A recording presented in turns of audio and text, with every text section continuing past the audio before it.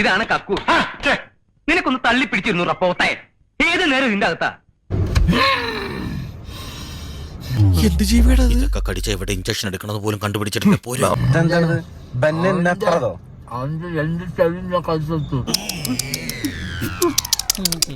ഇങ്ങനെ കാണിക്കാൻ പോച്ചരട പട്ടി.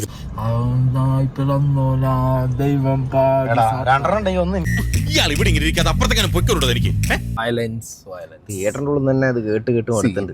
ഞാനൊരു കാര്യം പറയാം. ജോസ് എന്ത് പറഞ്ഞാലും ഇത് ഞങ്ങൾ സമ്മതിക്കാരാ.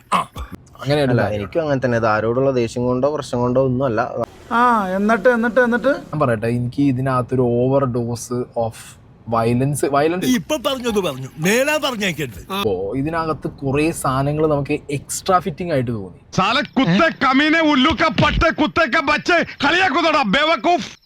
അടി കിട്ടിയ ഉടനെ ഇപ്പൊ ഇരുമ്പോണ്ട് അടി കിട്ടിയാലും കൈകൊണ്ട് അടി കിട്ടിയാലും ടൊമാറ്റോ പാക്കറ്റ് പൊട്ടണോ അതിൽ ചൊരപ്പൊക്കെ തന്നെ എഴുതി. ഇവനെ സൂക്ഷിക്കണം. ഇവൻ നമ്മളെ കുഴപ്പിക്കാനുള്ള പരിപാടി. ഇവനിതിൽ എന്തോ കൈയുണ്ട്. ഓവർഡോസ് ആണ്. നിങ്ങൾക്ക് അതല്ലേ തോന്നിയത്? ഹെവി ഓവർഡോസ് ആണ്. അത് പോട്ടെ, തന്നെ ആരാ വിളിച്ചോണ്ട് പോയത്? ചില സാധനങ്ങൾ വളരെ ശോകം. അതായത് ചില ഡയലോഗൊക്കെ ഉണ്ണിമൂന്തം പോയിട്ട് ചില സമയത്ത് അസ്ഥാനത്ത് പറഞ്ഞതായി എനിക്ക് ഫീൽ ചെയ്യുന്നുണ്ട്.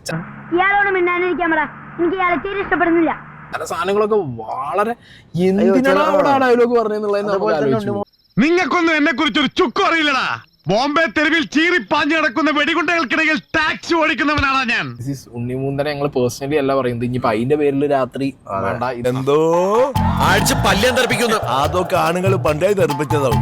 കുളിപ്പിച്ച് കുട്ടീനെ ഇല്ലാതാക്കി ചില പോർഷൻസിൽ എടുത്ത് കാണുന്നുണ്ട്. എന്തോന്നാടോ ഇത്? എവിടെ നിന്ന് കിട്ടിയോടോ ഈ ഉണ്ടാക്കണേ?